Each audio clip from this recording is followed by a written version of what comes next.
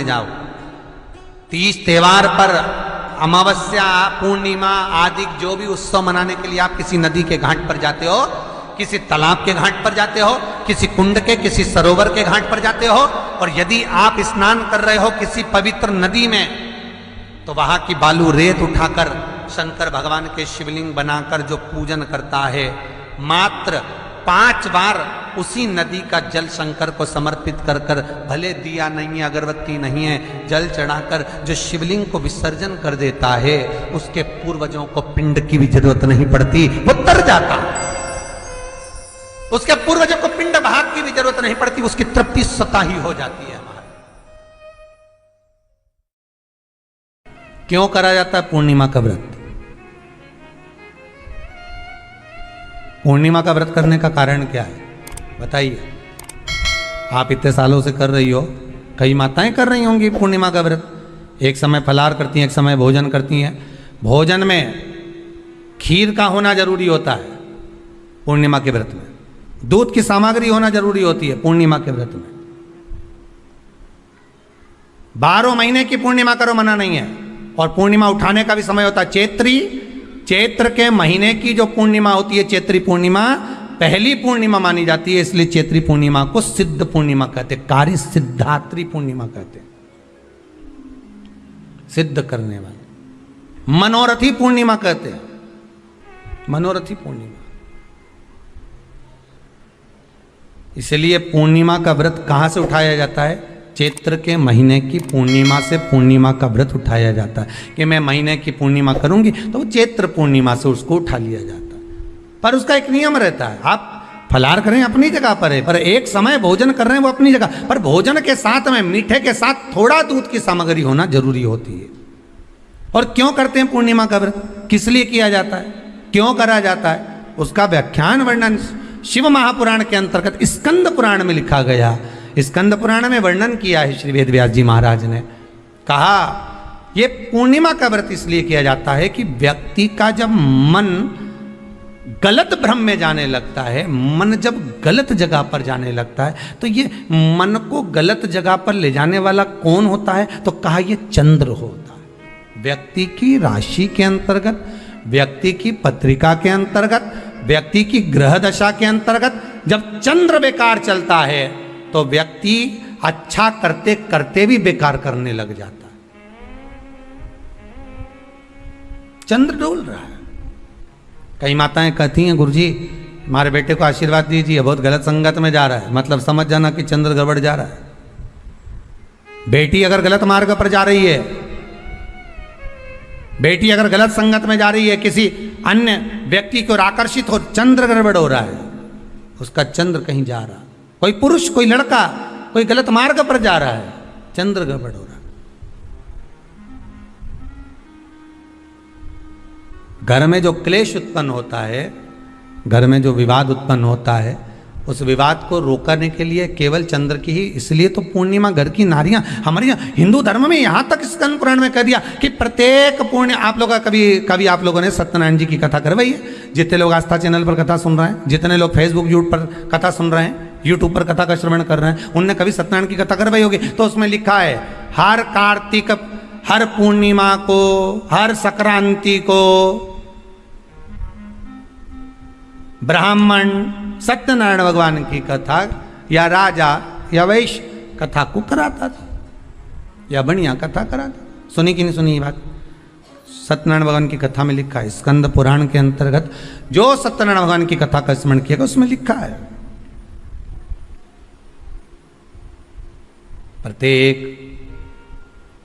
संक्रांति पूर्णिमा को सत्यनारायण की कथा करवाने लगा और ये योनि को प्राप्त हुआ, इस योनि से छूटा, इस योनि में गया।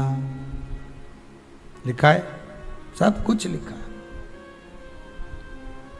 अब उत्ते से समझ जाओ कि पूर्णिमा को सत्यनारायण की कथा करने का बोला है, तो पूर्णिमा को सत्यनारायण की कथा का क्यों बोला? वैसे तो रोज कराओ सत्यनारायण जी की कथा, प्रतिदिन कराओ, मना नहीं है। आप क्या कोई विशेष फंक्शन है आप सत्यनारायण जी की कथा करवा, पर पूर्णिमा संक्रांति को और संक्रांति को पूर्णिमा को सत्यनारायण की कथा का स्मरण क्यों करवाया गया? क्योंकि पूर्णिमा के दिन अगर ये भगवान का व्रत रख लेगी, पूर्णिमा के दिन अगर ये खीर का प्रसाद बना लेगी, थोड़ा सा दूध की कोई सामग्री बना लेगी और भगवान को भोग लगा देगी, भले सत्यनारायण भगवान के भाव से बनाए, भले सत्यनारायण जी के निमित्तार्थ बना, पर अगर इसने सत्यनारायण भगवान के निमित्त से बना, पर पूर्णिमा के दिन अगर ये व्रत रखेगी, उपवास रखेगी या कोई सामग्री बनाकर भगवान की पूजन कर लेगी, तो इसके घर में जो अशांति है वो शांति में बदल जाएगी। इसलिए कई घरों में आज भी सत्यनारायण भगवान की पूजन हर पूर्णिमा को करती है। माता किताब लेके बैठ जाती है, तुरंत तुरंत उन्हें ऑफिस जाना, कहीं काम पे जाना, और तुरंत तुरंत उसने जल्दी जल्दी कलश रखा, कलश नहीं भी रखे तो भगवान की पूजन कर कुरा के ब्राह्मण देवता को बुला लेगी, ब्राह्मण नहीं आएंगे तो खुद कर लेगी, पर करती जरूर है। इतना सा आटा सेक लेगी, पंजेरी बनाई, सीरा बनाई, मिठाई रख दो, कुछ भी करेगी पर सत्यनारायण की कथा कर ले, उसका मन लग गया उसमें। मतलब पूर्णिमा को करना है, उसको करने से क्या होता है? शांति रहती है। स्नान करना उसका भी एक समय होता है, उसका भी एक समय। जो नारी घर के काम में व्यस्त रहते रहते रहते रहते रहते रहते दोपहर की 12 निकल गई, मध्याह्न का समय निकल गया और इतनी काम में व्यस्त रही कि 4 बजे के बाद स्नान कर रही है, एक भी बार उसने सुबह से स्नान नहीं करा, इतनी काम में व्यस्त हो गई कि वो शाम को फिर 4 बजे के बाद स्नान कर रही है, तो हमारे शास्त्र कहते हैं वो नारी का सौभाग्य अखंड नहीं रह पाता। बहुत ध्यान देना महाराज, तुम्हें 50 काम करना है, 100 काम करना है, दिन भर काम करना है, और सुबह के समय पर पहला स्नान कर लेना चाहिए। शाम का भले तुम बाद में फिर नहा लो, मना नहीं, परंतु कई इतनी चतुर रहती कि डबल डबल कौन नहाएगा, तो पानी कहीं जा रहा है भाई, डबल डबल कौन नहाएगा, तो एक बार पोछा ही लगाया। पोछा लगाना मतलब एक डब्बा उंडे लिया, पर नियम तो पूरा करो ना। पन्नी काम में लग गई तो ऐसी लगी, बेचारी सास भी कह रही बेटा एक बार नहा ले, कुछ खा ले, नहा ले, कुछ खा ले। सास भी के, ससुरा भी के बेटा एक बार एक काम करो, एक बार नहा लो फिर काम कर ले। नहीं, मैं तो सब करके फिर लगी धोबा में कपड़ा। नहीं, ये तो जो आकड़ में पड़ी नहीं, धोई जाए ने, झाड़ू लगाए जाए ने, लगाए जाए। जब सासू कुछ कह देती है ना, तब बहू ने ऐसी तो करके मानूंगी जा लगा, और वो लगाना पड़ी ने झाड़ू ने, फिर तो एक डंडा में भी झाड़ू मारने ने सारा झड़ाई दिया, इनंग उनंग का सब जगह का सारा जाला झड़ाई दिया। सास मन में सोच रही दीवाल का झाड़ा झड़ाने से तो अच्छा तो दिमाग का झड़ाई ले। अब वो भी बोले से बोले कहाँ दीवाल का जाला झड़ा रही तो दिमाग का भी तो झड़ा। अब तो और कितने दिन करा उसने ऐसा, और दूसरे दिन तो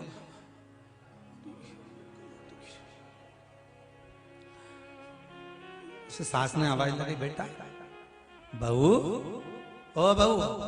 बहू बोले हाँ मम्मी। अभी तक जगी नहीं बेटा, रात भर से बेचैनी हुई थी, रात भर से हमारे बेचैनी है। गोली वोली ली, बस आज लूंगी, तो फिर काम उसी के कारण तो हुआ है।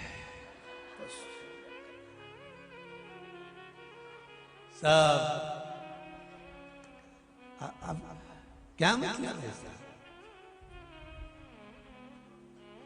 महाराज? संत साधु सन्यासी तपस्वी साधक उपासक हमारी ये पावन शास्त्र वेद पुराण हमको समझा रहे हैं, हमको ज्ञान दे रहे हैं कि सुबह एक बार का स्नान तुम्हारा कर लेना चाहिए, एक दिया भगवान के सामने जो देना चाहिए, एक भगवान के सामने कुछ अगरबत्ती कुछ धूप बत्ती कुछ भगवान को भोग लगा देना चाहिए। पहला स्नान सुबह का कर लो, भले दिन भर फिर काम करो, भले शाम को फिर नहा लेना, मना नहीं है। पर सौभाग्यवती नारी अगर काम करते करते करते करते मध्याह्न के बाद अगर स्नान करती है तो अखंड सौभाग्य को बचाने में भगवान को भी टेंशन हो जाता है, भले वो पूजन करने वाली हो, भले वो भजन करने वाली। कुछ तिथियां होती हैं जिन तिथियों में अगर आप रोज गंगा का जल शंकर को नहीं चढ़ा सकते, तो शिव महापुराण कथा कहती है, स्कंद पुराण कहती है, विष्णु पुराण कहती है, गर्ग संहिता, गीता प्रोस गोरखपुर का कल्याण का गंगा अंक कहता है कि कुछ तिथियां भारत की भूमि पर ऐसी वर्णित है जिन तिथियों में भी गंगा का जल हम शिव को अगर एक बूंद भी समर्पित कर रहे हैं, गंगा का जल मात्र एक आधी चम्मच भी, आचमन जितना भी अगर हम शिव को समर्पित कर रहे हैं तो उसका सुख आनंदित है। जैसे पंचमी तिथि, नवमी तिथि, दशमी तिथि, एकादशी, प्रदोष, पूर्णिमा, अमावस्या, ये तिथियां हमारे यहाँ जो दी गई हैं, इन तिथियों में अगर हम गंगा का मात्र थोड़ा सा जल भी अगर जल के पात्र में डालकर गंगा जी का जल थोड़ा सा भी शिव के पास लेकर जा रहे हैं, तो ये एक भाव अपने भीतर होना चाहिए कि आप केवल गंगा का जल साधारण शिव मंदिर में समर्पित नहीं कर रहे हो, आप गंगा का जल भले अपने घर से लेकर जा रहे हो और थोड़ा सा भी जल ले जाकर अगर शिव को समर्पित कर रहे हो, तो तुम्हारे भीतर ये भाव होना चाहिए कि मैं गंगोत्री से जल भरकर सीधे रामेश्वर में ले जाकर गंगा के जल को समर्पित कर रही हूँ। श्रावण के महीने में या अन्य महीने में आप शिव को समर्पित कर रहे हैं, ये आपके भीतर एक भाव उत्पन्न होना चाहिए। पूर्णिमा के नारियों को, स्त्रियों को अखंड सौभाग्य के लिए, जो नारी वैधव्य नहीं होना चाहती है, उस नारी को पूर्णिमा के कितने व्रत करना चाहिए। जिस नारी के यहाँ संतान नहीं हो, औलाद नहीं हो, उसको पूर्णिमा के कितने व्रत करना चाहिए। जिस नारी का पुत्र, पति बहुत बीमारी से ग्रसित हो, लग रहा हो कि ये मेरा बेटा बहुत बड़ी बीमारी में घिरा हुआ है, तो नारी को कितने व्रत करना चाहिए। स्वयं भगवान कृष्ण ने माता यशोदा को द्वापर में भी बताया है कि पूर्णिमा के 32 व्रत होते हैं। कितने व्रत होते हैं? 32।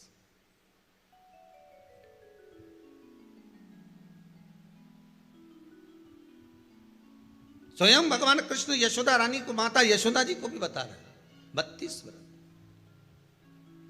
अब आपको किसी ने बता दिया होगा कि 8 कर लो, 7 कर लो, 6 कर लो, 12 कर लो, इसलिए आपने बोला कि 12 कर लीजिए, 32 कर लीजिए। अरे यहां तो द्वापर की कथा भी कहती है। यशोदा जी ने एक बार भगवान कृष्ण को रोक कर कह दिया, ए कन्हैया रुको। कन्हैया बोले, बोलो माँ क्या बात है। कन्हैया जरा रुकिए, इधर आओ जरा। भगवान कृष्ण आए। हाँ माँ बोलिए। किस जगह का प्रसंग है ये? जिस समय पर राधा रानी कुरुक्षेत्र में नंद बाबा और यशोदा जी को लेकर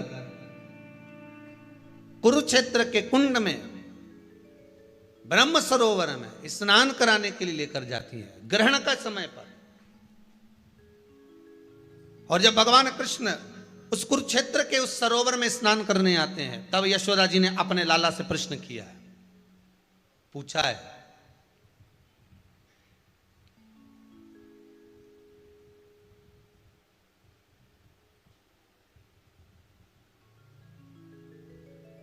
कि नारी वैधव्य होकर ना मरे।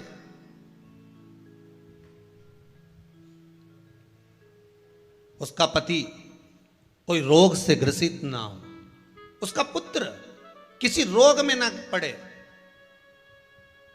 अरे भाई कितना सुंदर संवाद लिखा है। अगर किसी माता का पुत्र मान लो किसी नशे में डूबा हुआ है, कोई नशा कर रहा है और गलत नशा है, आपको लग रहा है कि ये नशे में डूबा हुआ है, आपको लग रहा है कि ये गलत जगह पर डूब गया है, आपको लग रहा है कि मदिरापान में, मांसाहार में या अधिक गांजा आदि जो भी नशे होते हैं, जितने भी नशे, उसमें डूब चुका है। और माँ उसको समझा रही है, तू नशे में, तू इस काम को मत कर, तू ये गलत कर्म मत कर। माँ उसको समझा कर हार गई। तो मेरा माताओं से निवेदन है, आप उसको समझाना बंद कर दो, एक काम करना प्रारंभ कर दीजिए। हमें जो शिव महापुराण के माध्यम से शास्त्र कह रहा है कि आप 32 पूर्णिमा के व्रत प्रारंभ कर दो। उसमें करना क्या है आपको? केवल जिस दिन व्रत रहे, रात्रि के समय पर कोई भी मीठा, कुछ भी सामग्री आप चंद्र की रोशनी में, चंद्र को अर्घ देने के बाद, पूजन करने के बाद उसको रखो और वही सामग्री जो नशा कर रहा है उसको पूर्णिमा के दूसरे दिन उसको खिलाओ। आप धीरे धीरे खिलाना चालू करेंगे, जिस नशे में वो डूबा हुआ उस नशे से वो छूटना प्रारंभ हो जाएगा। 2 पूर्णिमा व्रत करके तो देखो, तीसरे में तुम्हें जरूरत ही नहीं पड़े।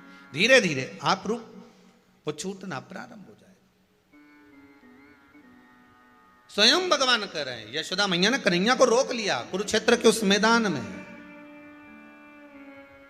और भगवान कृष्ण का दर्शन माता यशोदा जी करी। बहुत बहुत दिनों के बाद माँ को, आज माता यशोदा को लाला का दर्शन हुआ, बहुत समय के बाद, जाने के बाद, बहुत समय के बाद। क्या लेकर जाना? नर्मदा नहाने जाओ तो क्या लेकर जाना? जम के बोलो जल्दी से, जल्दी बोलो। तुम तो नर्मदा जी के किनारे के हो। हाँ, कोई पूछे तुमसे कि नर्मदा नहाने जाओ तो क्या लेकर जाओ? सब एक दूसरे का मुंह देख रहे, बोलो तो।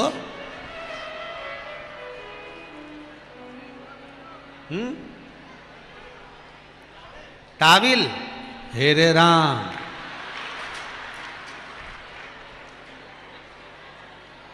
यही है ना मंडलेश्वर है? तो वहां मार्केट में टाविल नहीं है? किसी के पास जाते हो तो क्या लेकर जाना चाहिए? जो उसके पास में नहीं है वो लेकर जाओगे तो वो रखेगा कि नहीं रखेगा? किसी ने भगवान कृष्ण से कहा कन्हैया को भोजन प्रिय है तो भोजन दे दो। भगवान कृष्ण ने कहा मैं तुम्हारे भोजन का करूंगा क्या? आधा चावल का दाना करता हूं, 10,000 ब्राह्मण का पेट भर देता हूं। द्रौपदी क्या भरा था। किसी ने कहा भगवान को कपड़े अच्छे लगते, कपड़े दे दो। भगवान के तुम्हारे कपड़े का करूंगा क्या? एक उंगली उठाई थी, द्रौपदी को 9,999 देकर आया था। दूसरी उंगली उठाई, नानी बाई का 56 करोड़ का मायरा भर कर आ गया। मेरी तो खुद फैक्ट्री कपड़े की, मुझे तुम्हारे कपड़े भी नहीं चाहिए। तो फिर किसी ने कहा भगवान को दे क्या? तो किसी ने कहा भगवान को सोना चांदी हीरा पन्ना दे दो। भगवान के तुम्हारे हीरे पन्ने सोना चांदी का करूं क्या? लक्ष्मी तो मेरे चरणों में बैठी, और मेरे ससुर का नाम रत्नाकर समुद्र, रत्नाकर मेरे समुद्र मेरा ससुर है, जिसने अपनी बेटी लक्ष्मी का विवाह करा होगा तो रतन सोना चांदी कितना दिया होगा। मुझे तुम्हारे सोना चांदी भी नहीं चाहिए। तो फिर किसी ने कहा भगवान को दे क्या? क्या दे? सीधी सीधी तुम्हारे ऊपर कथा लेके देखो। तुम्हारे पास में पीले कलर की साड़ी है और कोई तुम्हें पीली साड़ी देगा तो तुम उसको तैयार करोगे क्या? जम के तो बोलो नहीं करोगे। अच्छी होगी बहू को दे दोगे, और अच्छी होगी बेटी को दे दोगे। साड़ी जरा सी भी गड़बड़ होगी पैक करके भागवत पे चढ़ा दोगे। भागवत जी पे चढ़ जाएगी अगर अच्छी नहीं होगी तो। अच्छी होगी बहू को और अच्छी होगी बेटी को। और किसी ने तुमको लाल कलर की साड़ी दी, गुलाबी साड़ी दी, जो तुम्हारे पास कलर ही नहीं था, ऐसी जोरदार साड़ी आ गई तो तुमने तुरंत उसका वो जो भी था उसको काट कुटा के और तुरंत सिलवाने डाला और फाल माल लगवा लगो के, और इतना दिन में तो जो कथा में आई तो दमक के पेड़ पुड़ा की आई गई। तो जो कलर नहीं था वो तुमने तैयार कर लिया, जो था वो तुमने तैयार नहीं करा। भगवान भी वही कहते हैं कि जो मेरे पास आ रहा है, नर्मदा नहाने आ रहे हो तो क्या लेकर जाओगे नर्मदा नहाने के लिए? जल्दी बोलो। एक ने तो बोल दिया टाविल। क्या लेकर जाओगे? भाव लेकर जाओगे। निर्मल मन सो मोही। हम नर्मदा जी के घाट जाएं तो मन लेकर जाएं। क्या मन लेकर जाना है कि ये नर्मदा केवल पानी नहीं है, ये नर्मदा केवल नदी नहीं है, ये हमारी माँ है। तो क्यों नर्मदा को माँ मानकर जाओगे तो तुमसे पाप नहीं होगा। तो तुम क्या पाप नहीं करोगे? तो क्या ये कपड़ा भी तुम मुंह में साबुन लगा लगा के जो धोते हो ना, ये बंद कर दोगे। भाव लेकर जाओगे तो, निर्मल मन लेकर जाओगे तो, कचरा नहीं डालोगे, नारियल फोड़ के नट्टी नर्मदा में नहीं पटकोगे। अगर माँ मानोगे तो, भाव मानोगे तो।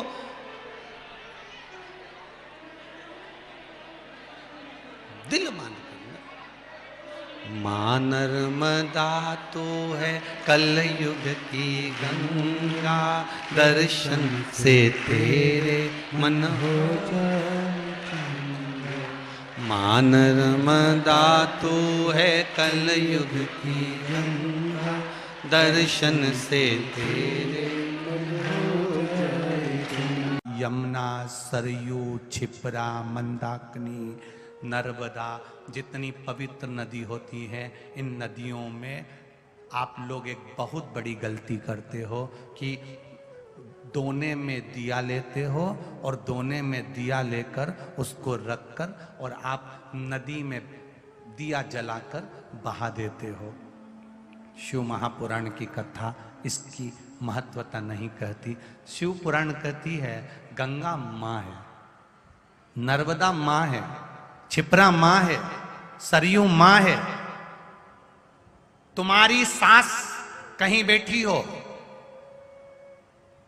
एक काम करना, जैसे तुम गंगा जी में दिया रख देती हो पानी में, सरयू जी में दिया रख देती हो पानी में, उसी तरह सास के सिर पे दिया जला के धर दो। बोलो, धर सकते हो? जब धीरे धीरे दिए में आग लगेगी, दिया जलते जलते दोने में आग लगेगी, दोना जलेगा और तुम्हारी सास का फिर सिर जलना प्रारंभ होगा। अच्छा लगेगा? नहीं। गंगा में दिया छोड़ा, दिया जलते जलते हवा में दोना जला, दोना जला तो वो गंगा का जल में चोट पहुंची। गंगा कहती है तो पुण्य कमाने आई थी और मुझे आग लगा के जा रही है। पवित्र नदी को शुद्ध रखिए, उसमें पवित्रता का विशेष ध्यान रखिए। यहां तक शिव महापुराण की कथा कहती है अपने स्नान के कपड़े भी अगर तुम घाट पर किसी के कहने पर छोड़ कर आ रहे हो, कई लोग, कोई कह देता है तुम्हारे ऊपर ये रोग लग गया, तुम्हारे ऊपर ये बीमारी हो गई, नदी पे नहाने जाना, अपने कपड़े छोड़कर आ जाना। पहले तो वो महाराज ढूंढो जिसने कहा कि पवित्र नदी पर अपने कपड़े छोड़कर आओ। नदी को हमें